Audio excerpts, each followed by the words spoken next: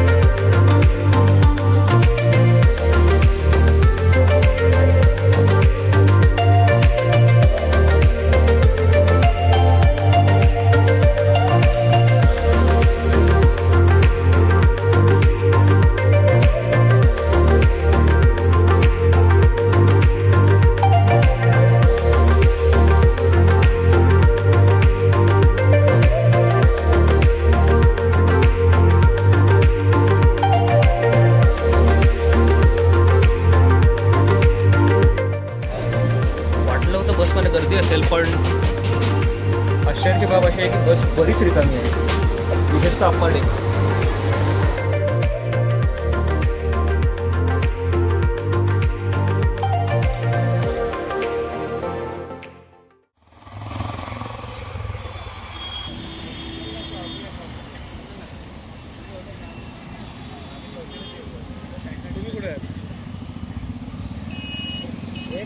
इकडे बघ।